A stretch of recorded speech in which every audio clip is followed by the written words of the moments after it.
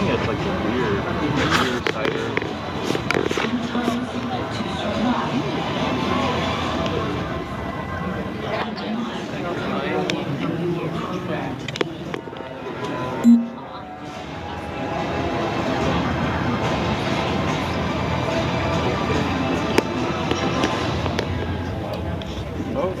They get the balls to answer questions. Are you alive? I'm trying to. Attempt. I have a hard time with my cell phone.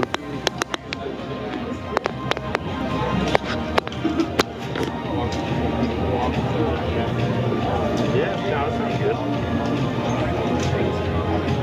But what we can do. The autograph kind of area. Here's a preview. Be warned. Try to just do video. I can always upload later.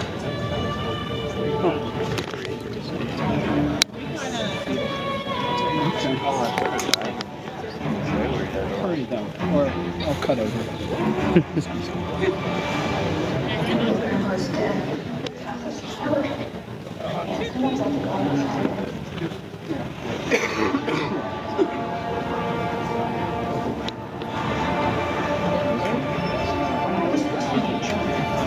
Like the Terrorize her entire family.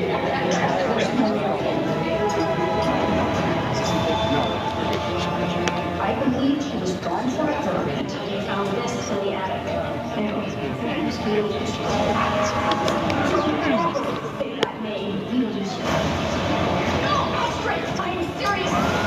Even 600 times, you will appear. Beetlejuice.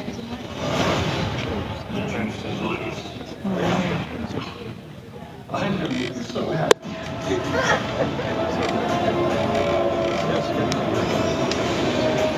The living. The dead. Can they coexist?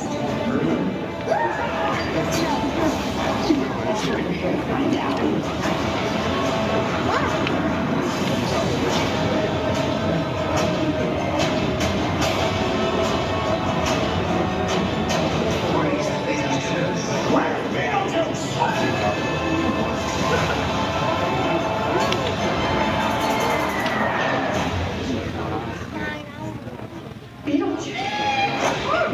Feel free to express yourself. Don't be afraid. You're a figment of my imagination. Really? Is this a figment of your imagination?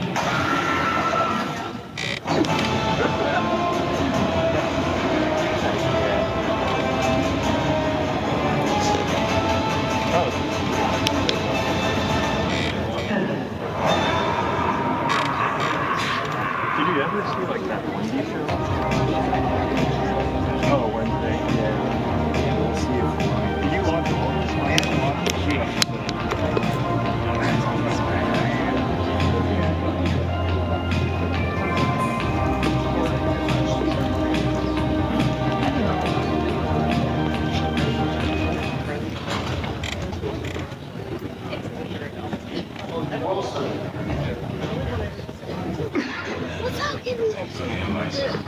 I have been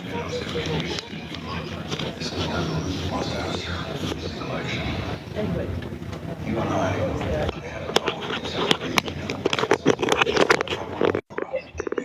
military position. Disagree on that range of situation. Then what happens? Who's this? Who is this again, Bobby? What? Who are we waiting for? Lilith? Ben McKenzie. Ben McKenzie? Mirana. Can't pronounce her last name.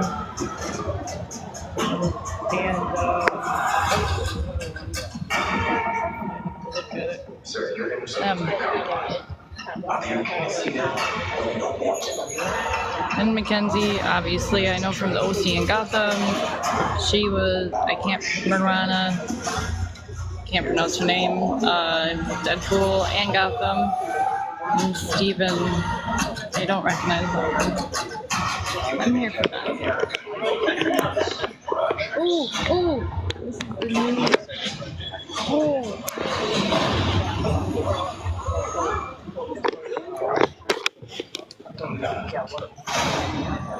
There's a lot of pew-pews in the trailer, so I don't want to have too much of that. You know how sensitive they are.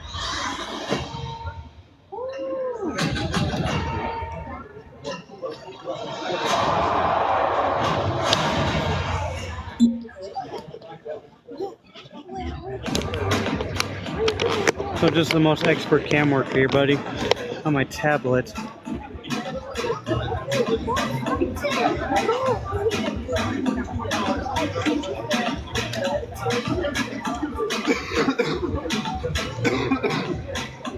I got my readers on, I got my tablet too. How's your fundraising going? Yay, Moana 2!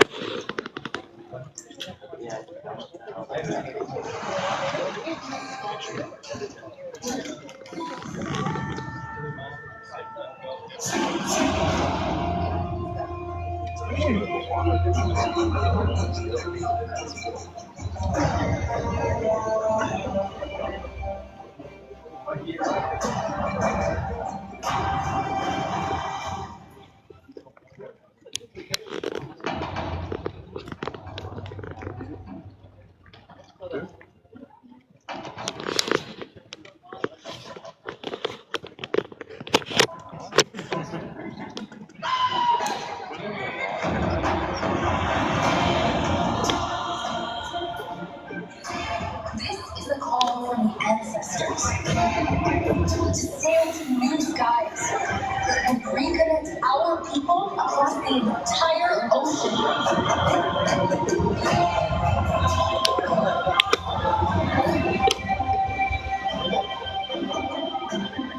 Oh, keep up the good work, man. Give me a passport in a couple weeks. I'll throw some more bones your way. Yeah, man. No, that's not the rock. Unless they tell us we can't record, which they usually do. Well, my tablet's a little super obvious, so. And who are we in here again for, Bobby? Oh, for goodness sake. I'm Mackenzie, and I can't say her name right.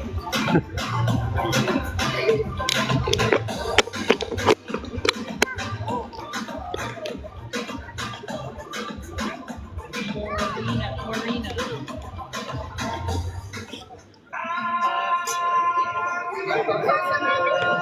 I feel the Lion King.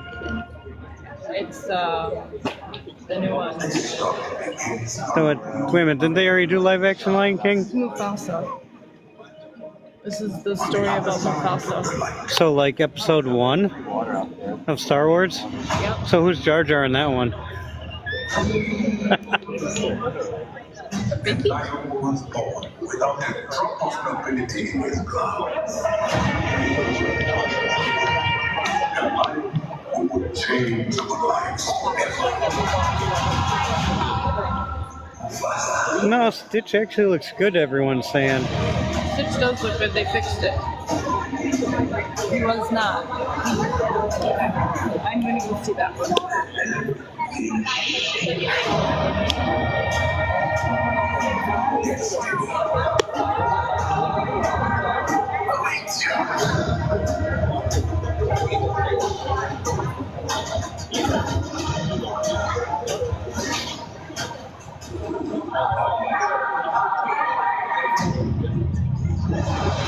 And yeah, just so everybody's got that heads up, I'll be on and off all day, so.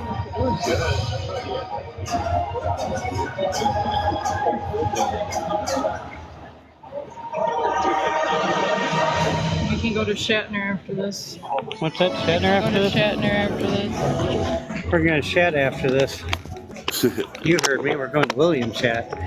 Or, That sounds like expensive we're gonna try, yeah.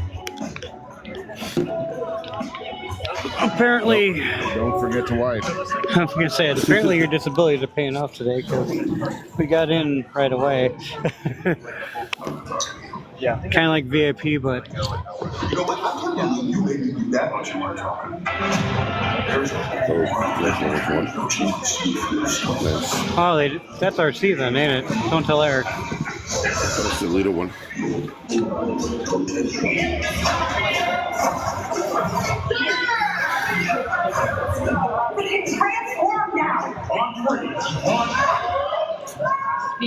Peter Cullen. Had a Yeah, Peter Cullen's voice though. had a dumb thought last night.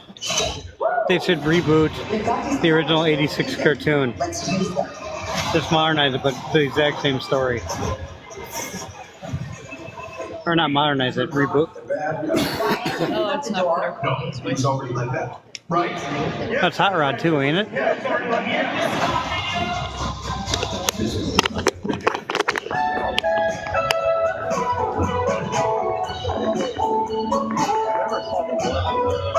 a happy trouble.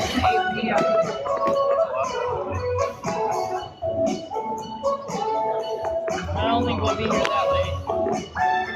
Who's that? The Cosmic Celebration, 8 p.m. tonight. So I don't think we're gonna be here that late. Like the dance? I don't know. Harry Potter? What? No, Wicked. No, that. It's Wicked. They look like Harry Potter so far. It's Wicked. Welcome, you students, to Hughes University. Miss Elder, you can move with this building. I know about talking. Oh, I see some space like this. Do you think this is fair? I was promised the project.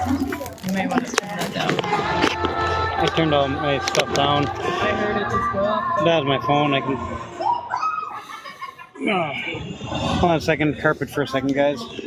It's a very nice carpet. Magic has become all too rare.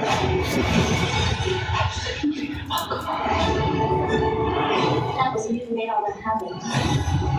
How did you do it? I don't know. I've never known. You, come with me. Of course. Not you. You. You're the one the wizard has been waiting for. You! I know. It's my granny. I'd give it away, but I don't hate anyone that much. Hey, you should join us tonight. And don't tell me you have nothing to wear. Because you could wear this.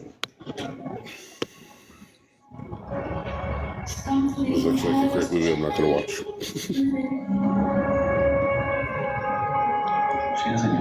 And I did bring my headphones. I'm on my tablet right now. Of course you do. And I don't have it in sync with my tablet. The wonderful Wizard of Oz summons you to the Emerald City. Come with me. What? To meet the wizard. Why couldn't test me? This is your moment. I'm coming.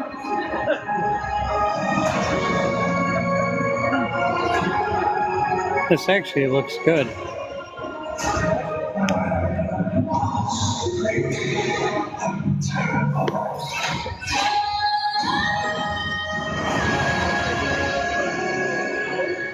Something bad is happening in Oz.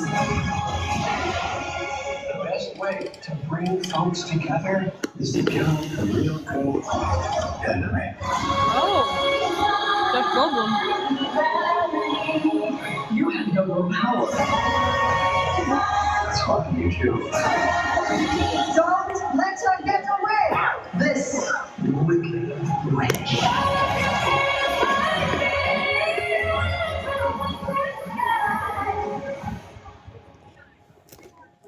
Doing pretty good, Hutch. How are you doing?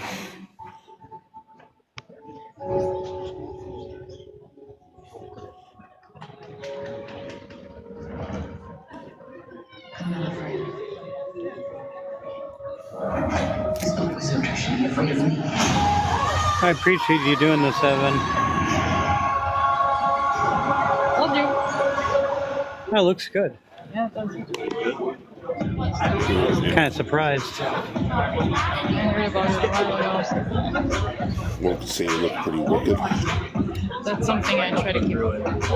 And like I said, I can't hear a thing at the moment, Evan, so. On YouTube, you can watch all the fight scenes. You know, I already watched it. Not living on some would be too hard. I figure on the weatherman type stories. I've been saying things. I just realized I'm on mute. I said my tongue wouldn't matter.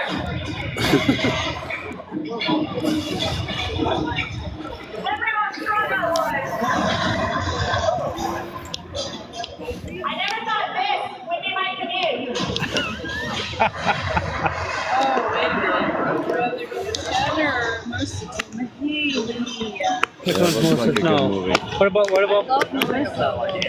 what we were talking about? Saved by the Bell gal. I don't think we're gonna make it since that's 11:15. Oh no, Sounds great. And I'm Marissa. What does it mean? I don't know. Yeah, you do. She's in Spider-Man. She's Aunt May. Oh, she's like Eric's mom of Spider-Man. Yeah, you guys got that joke. So she's That was saying Eric's something. mom. Have you seen Eric's mom? Nobody knows what they do. It's about a good time for Eric to pop in and go. Kept you waiting.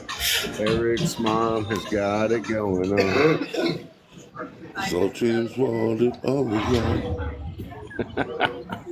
Hey, you guys are free to talk because I have the volume all the way down. Talk amongst yourselves, no problem. Eric, could you see? James, your new stepdaddy.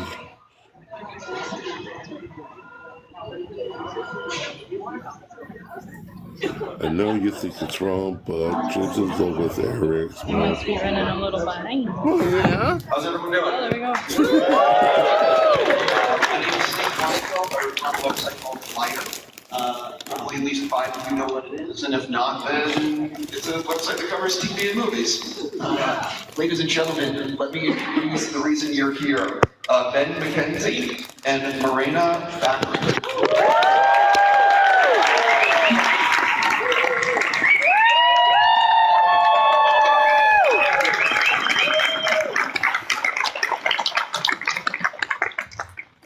Hopefully I got that pronunciation.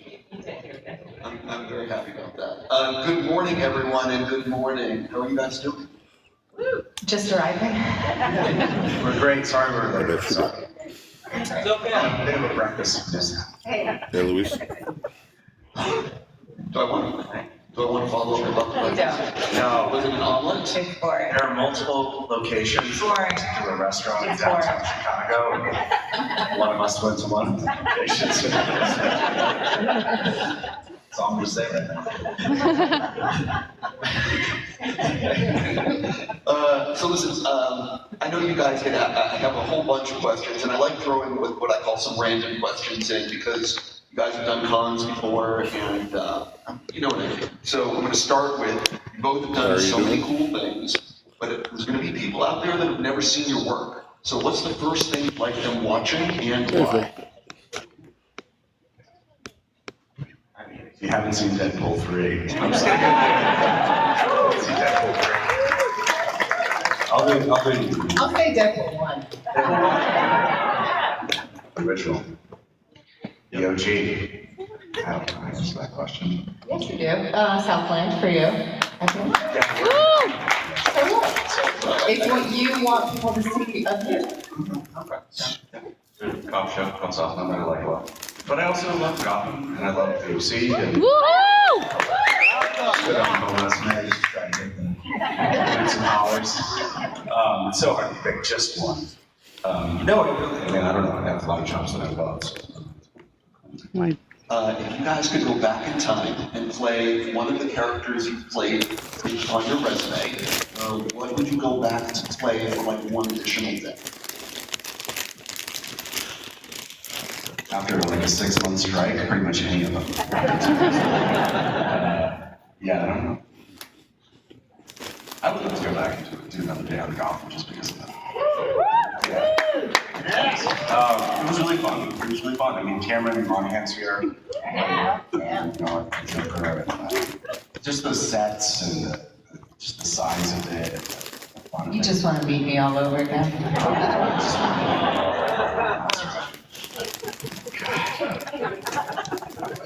You're shameless. I would do Serenity. I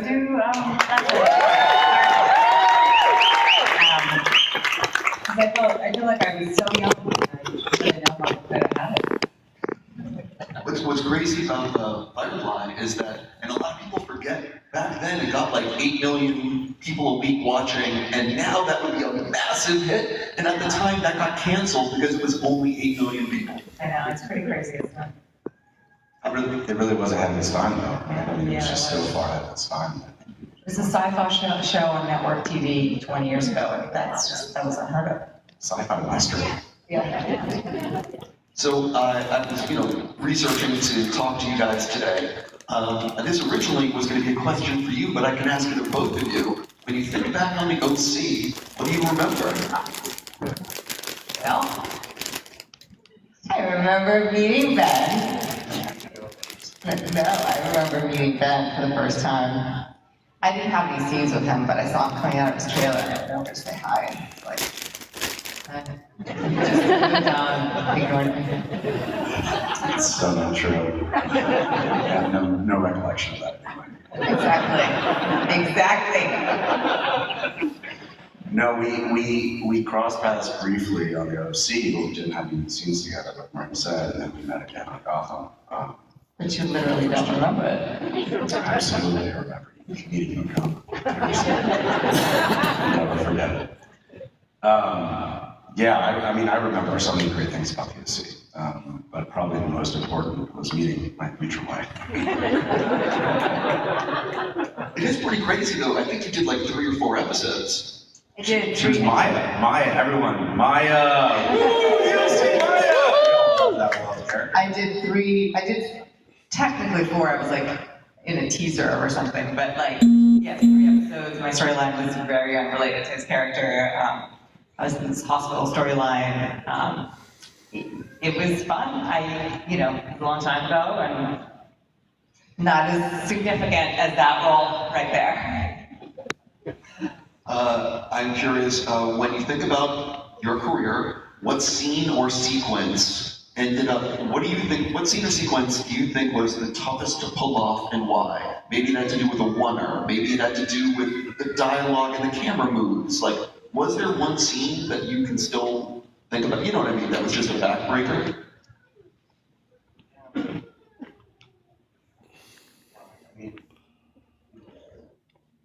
Well, on Southland, the cop show that I did in LA, we did this piece where I was chasing a guy. It would culminate in a fight, but I was chasing him and we run up onto some rooftops and then he jumps between 2 buildings. And these were probably 75 feet in the air. And they actually put wires up and he jumped and then I jumped. Warner Brothers safety person was like not happy, but it was totally safe. But it was really, really fun. I forget what episode number that is, but yeah, that was absolutely terrifying. I would love to do it again. It was great. Felt like Tom Cruise for a day. I've done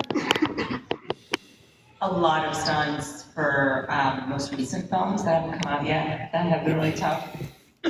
But I guess,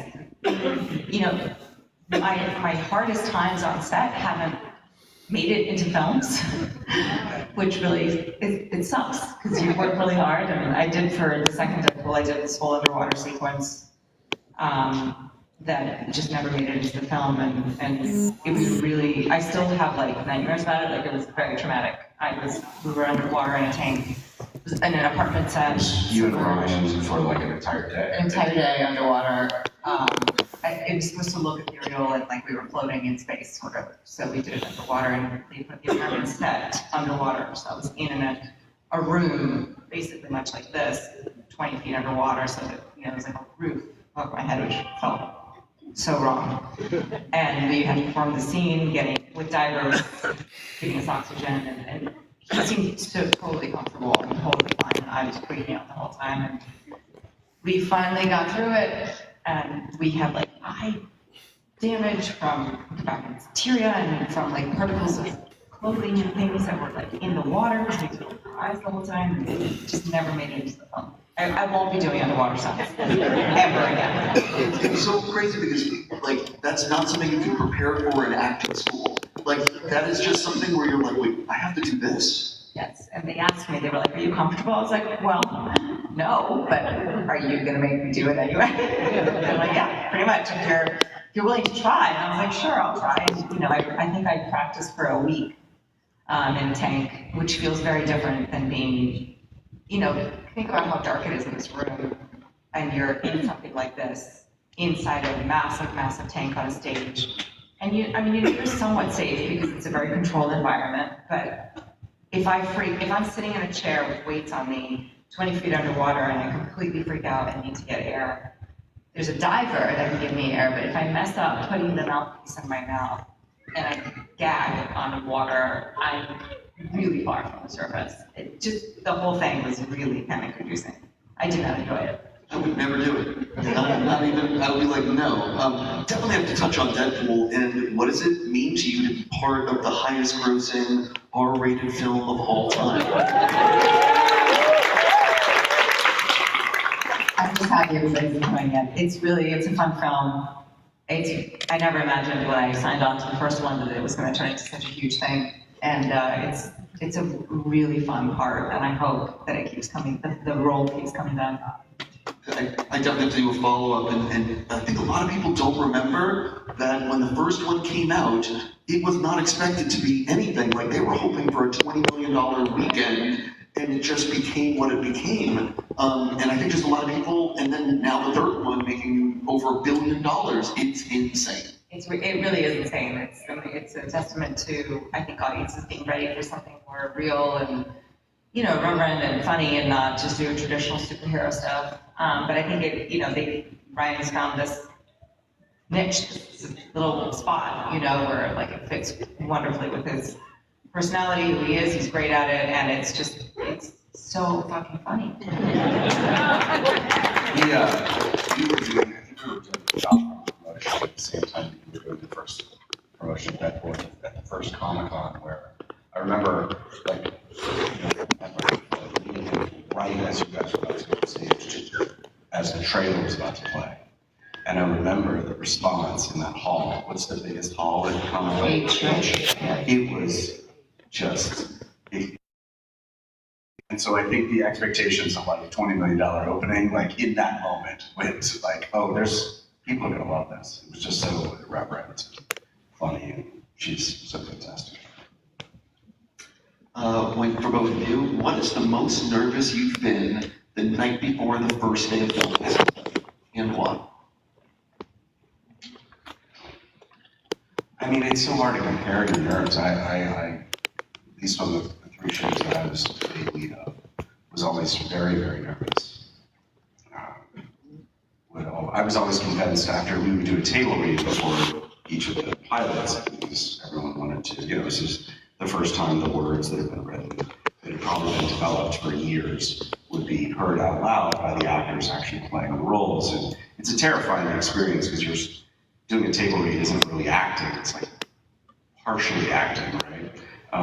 I was always convinced after every table read that I would get fired, which does happen. Like, that does happen. That's not a, it's like, oh, you were so great. Conversation, quick conversation.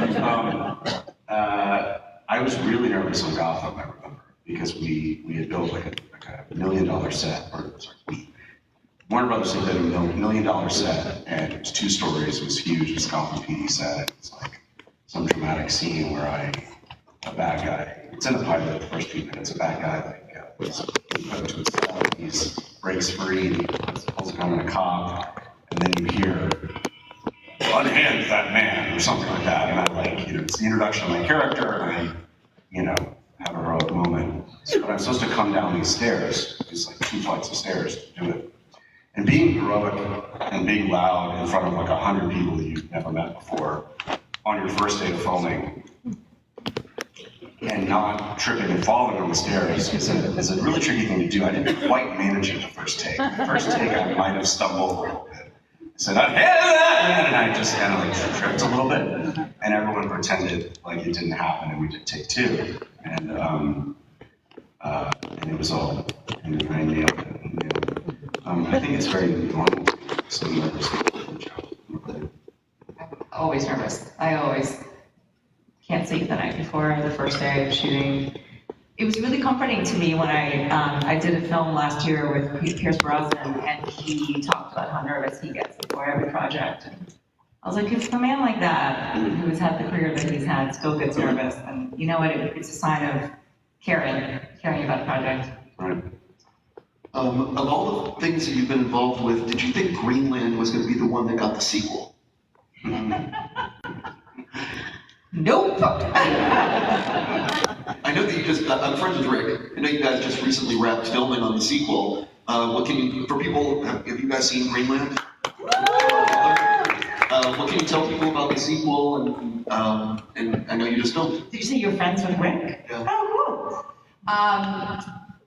It was the hardest shoot of my life. Not the easiest, not the most fun. A really difficult experience. It was, we were outside a lot. We shot in London and we shot in Iceland. It was physically draining, emotionally draining. It was, and I'm sure, I don't know if you've had a catch up with him recently, but I'm sure it was felt the same way for him. I think that the film has really wonderful things going for it. In essence, the story of this family that really is trying to survive, and I think that really works. And I think that's why I got a sequel. And I am very curious to see it myself, because I feel like it was like a blur of exhaustion and running and crying, and much like the first, really. But the second movie does have I think it has a more global feel to it. It was shot in Europe and various locations, and so it's going to sort of, I think the goal seems to be, not to put words in your mouth or Rick's or anyone else's, but to provide a similar experience for the viewer, but even grander, even bigger, with new challenges. So it's pretty cool. A lot of stunts, a lot of stunt work. A lot of stunt work. It's hard. Greenland Migration, I believe, is the title. Yeah, it is, yeah. And we migrated a lot. That's right. It's also a lot of migrating. Yeah, the original title is Greenland, Run for Your Lives. Migration is probably a better way of saying that. For both of you, how quickly, when you're playing a character, how quickly can you leave the character on set? And how much does a piece of it stay with you during the shoot so you can just sort of get back in that headspace as quick as you can the next day? It's sort of just, I have a particular view of this, which is there is no such thing as the character, it's just the actor and the words on the page. So it's sort of you, or becomes you, or you just sort of, I don't think of it as an on-off switch. I just you show up in the morning, you see what the scene is for the day, or the first scene of the day, and what the objectives are, what the lines are, and you get yourself ready, and you rehearse it, and you shoot it. So it doesn't, I definitely think it blurs a little. I think sometimes aspects of your personality and who you are come out more with certain characters, and I think, I mostly don't, like you said, coming out on switch. If you're in a project, you're sort of in it, you're immersed in it. I find it quite difficult to come home sometimes to family, kids, to stuff going on, when you're been on set for 12 hours and you've been in a particular sort of zone, and then you have to kind of switch.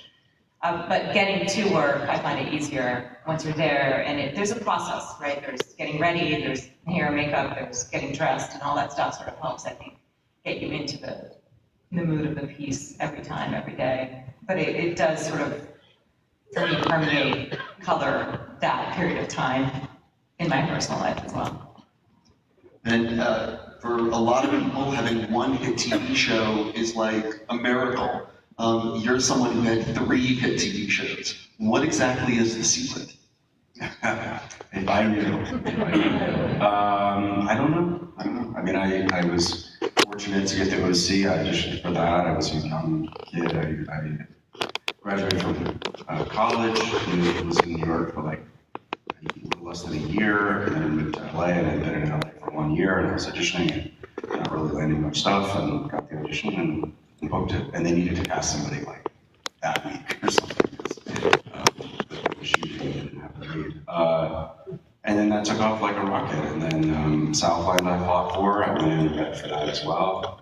And then as Southland was ending, these were Warner Brothers shows. All 3 shows were Warner Brothers shows. The head of the studio at the time introduced me to Bruno Heller. Bruno Heller, who created The Mentalist. We did a pilot together, and Southland was ending, and it didn't go, but we really liked each other. And then unbeknownst to me, I got put on a Warner Brothers deal, and unbeknownst to me, Bruno was writing Gotham, and he called me the next year and said, "I have written this pilot. Would you read the part of Jim Gordon I've written it with you in mind," which is the best phone call you could possibly ever get. No one has ever written anything for me. No one had ever written anything before or since for me, but it was a really nice phone call to get. So I don't know how you get 3 shows in a row. That's how I get it. And I don't know how you get the 4th, but yeah, it is pretty cool. It's pretty cool. So for both of you with Gotham, one of the things about it is it's like very ambitious for like a television show in terms of the lighting, camera moves, performances. So talk a little bit about what it was like behind the scenes making a show like that on a TV schedule. Yeah, it was challenging. I mean, speaking as someone who was there from the beginning and was watching Danny Cannon, who was our executive producer and director of the pilot, and really in charge of the look of the show. And Danny is just a mastermind, particularly when it comes to all of the sort of the more technical side of filmmaking and making a high quality television drama. He created the look of CSI, like in 2 Cents. So these sets were immaculate. The photography was impeccable. There was smoke. There's always smoke in the background. There's atmosphere. The streets were watered down. These are sort of smaller things that you might not notice unless you're sort of a film buff. But and to be honest, I wasn't even aware of how important they are. But the combination is this beautiful. It's almost like, I think of it almost like a Douglas Sirk film or something. Like it's lush, it's rich, and it's sort of, I don't know, it just fills the screen with the feeling that you want when you're watching something set in the world about now. And so it was really challenging to do that in 8 days. We had 8 days to do a 50-page script, and there would always be a fight scene or 2. There would always be some technical stuff that would require a lot of work. And so when I would direct, which I think I got to do 3 times, you just have to be very judicious about how much time you can spend. You have to really plan, and then you're going to only get a couple takes for each shot. That was my experience. You had much more experience with that on that show than I did. It's hard to do. Yeah. I would love to do it. I'd love to do Gotham again on like a streamer schedule, because at least until recently, I think the streamers were allowing people to have more time and have potentially more. What our DPs accomplished. What our DPs accomplished in the short time that we had for every 8-day episode. Yeah, we rotated DPs. Yeah, I definitely want to touch on, I want to go backwards if you don't mind, to Firefly. One of the things about that show is that it has such passionate fans. How long after when did it slow down for you, or is it still people wanting to talk to you about that role? Still, I can't believe it. I genuinely can't believe it. And it seems to grow.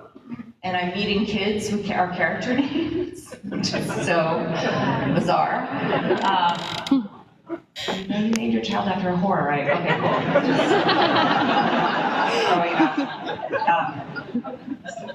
It's humbling. It's amazing. I really think it speaks to how powerful the piece was. I know that there's going to be fans out there that have questions. I can't see where the microphones are, but where are the microphones? Are there microphones? Yeah. Right here. Yeah, so if fans have questions, I'm just looking at the clock. Normally there's one up here, but... There we go. I guess they're lining up. Just for the people that are working, there's no clock up here to let me know what time we're wrapping, so... Well, thank you.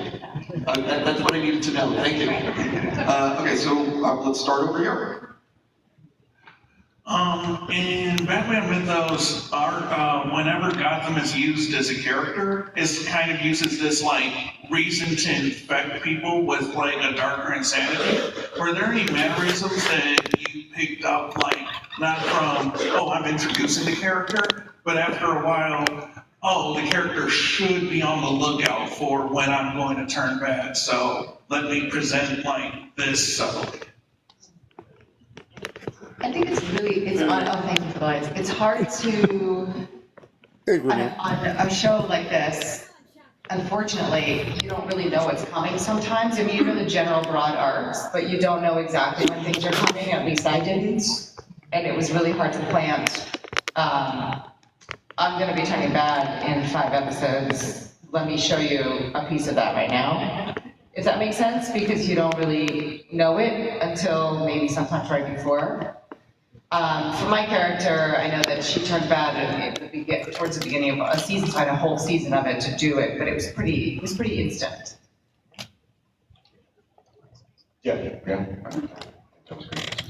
Yeah, I think that's something that happens on a lot of shows, especially when you're doing like 20 episodes or whatever it is, like, Anyway. And often, honestly, the actors are kind of the last to know what's coming. Certainly, for me, I mean, Ben probably was more involved in the writers' rooms and the stories and the breaking down, so he was, the lead of the show, but not being the lead of the show, often you don't have a lot of information about what's coming for your character. And you can certainly ask for things and have conversations, but things change all the time. The next question, please. Hi, Marina. I just want to say first, you're really beautiful. Like, I love your style and everything. And also, for Deadpool and Wolverine, there's so many iconic scenes in that movie. Which one was your favorite to watch or even be on set for? I liked it when he stuck his Wolverine's claw, when he got Wolverine's claws and he stuck them up the guy's. one up the keister and the other one up the Jimmy John.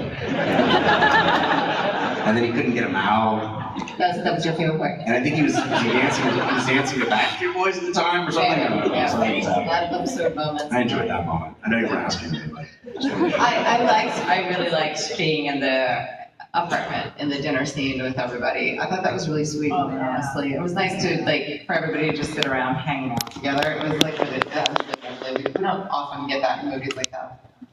I know you didn't ask me, but I just want to point out that right after that scene, when he's in the hallway talking to the TVA agents, the things that he says, I'm just stunned that Disney let all that dialogue in. There's so much. I'm sitting there in the theater like, Disney approved this. I know. It's crazy. It's crazy. Thank you for your question. Next.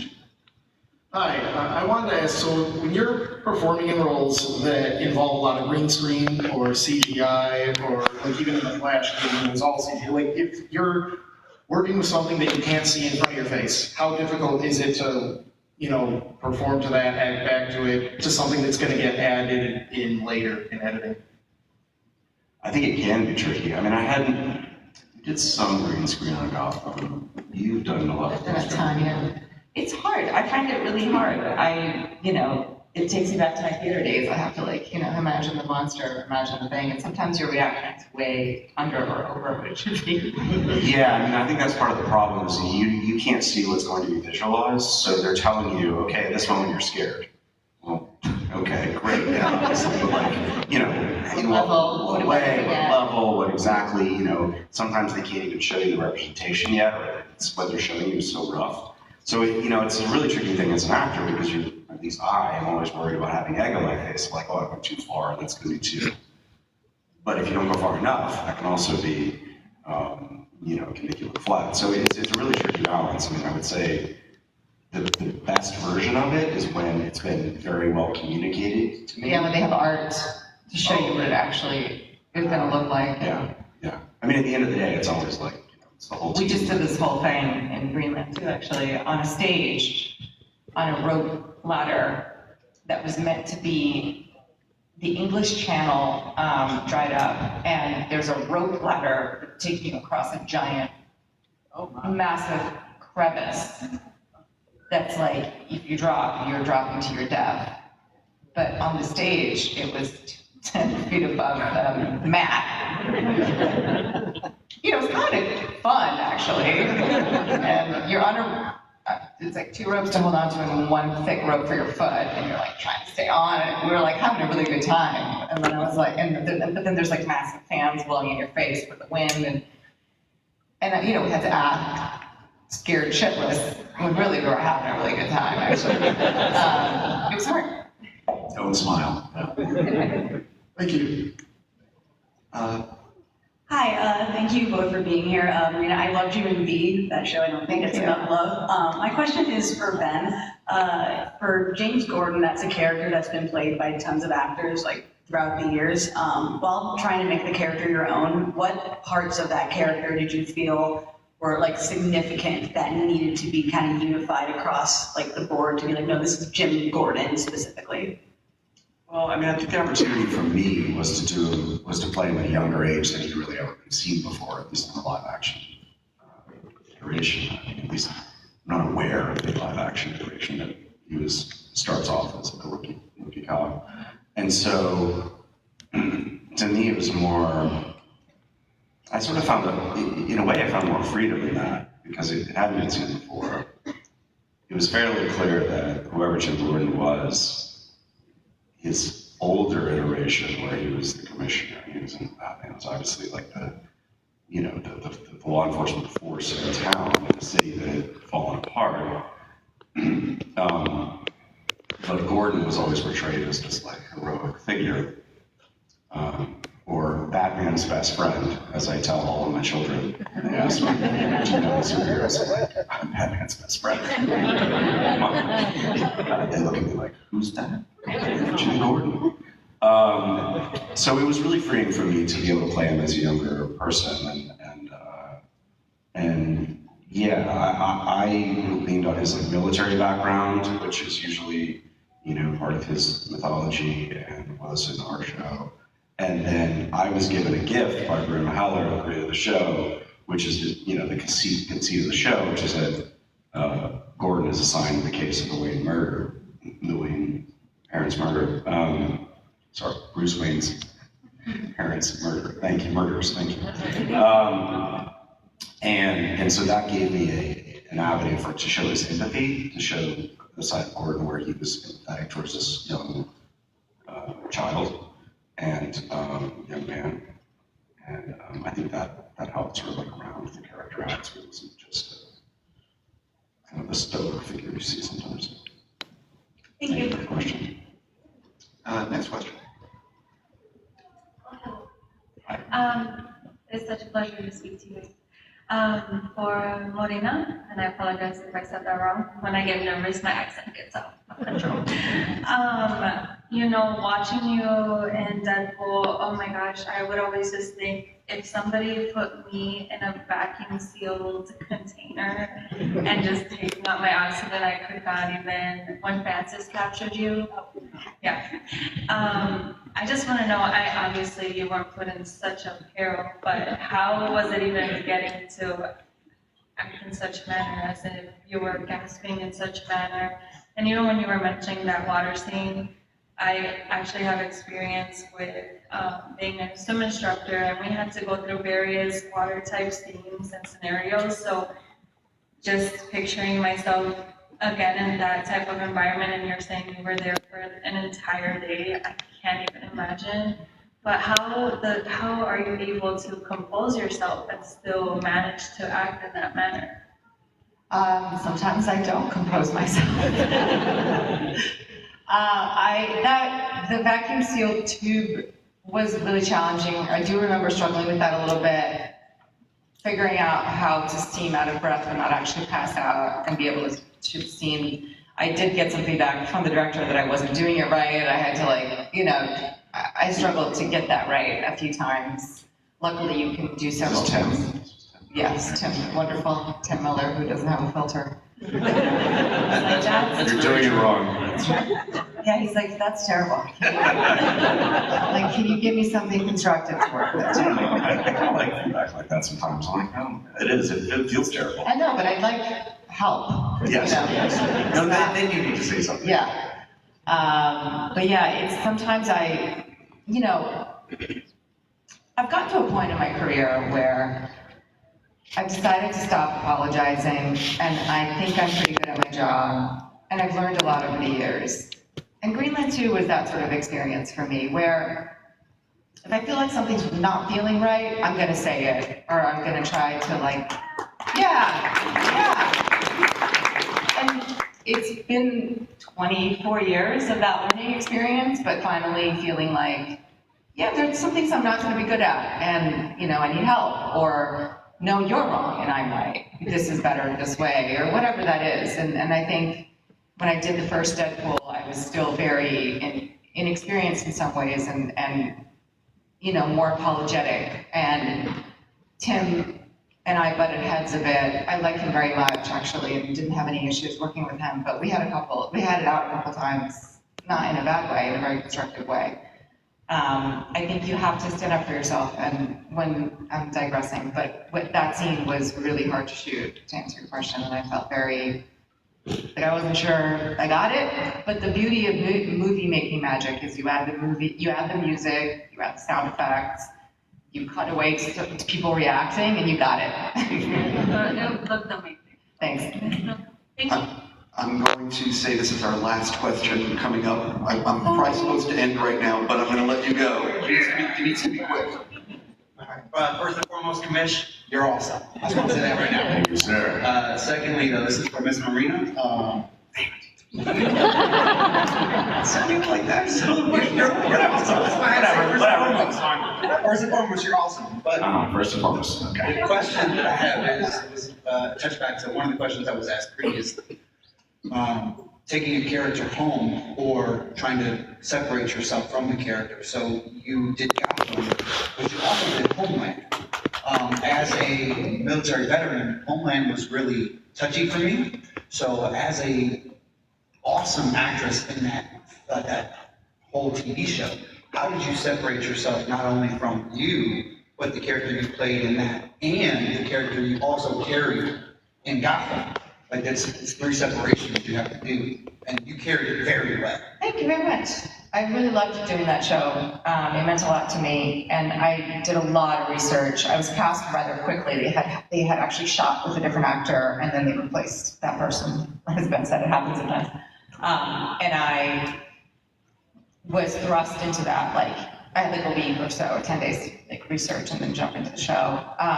And I just remember like the quick way I could do it was just to read a lot of blogs from military wives and a lot of, you know, I had almost no experience with that. And what struck me was how obsessed they were with making their spouses comfortable and feeling like they didn't miss anything while they were gone. And that was something that I really latched onto for that character was, you know, maintaining, even though he had disappeared and then he came back, feeling like, what can I do to make him feel like he didn't miss anything? And that was the anchor for my character for that. And then she had so much going on, so much internal turmoil, and they wrote that. I mean, it was all so beautifully written that it was a pleasure is the wrong word to play, but you know, it was really something I could sink my teeth into. And I think I carried it home a lot. And I think it was and I know that Claire, my scene partner in that, really carried her character home a lot. And we had spent a lot of time, we were shooting North Carolina and drinking wine together, trying to like decompress from the day's work. It's projects like that, they do stay with you. And they do, there's kind of no separation until you're done sometimes. Awesome, thank you so much. Thanks. Ladies and gentlemen, a few quick things. If you would like to talk more with them or take pictures or autographs, you guys are on the convention floor, so that's available. Everyone needs to leave except for the VIPs out through those doors over there. And finally, ladies and a round of applause. I got bounced.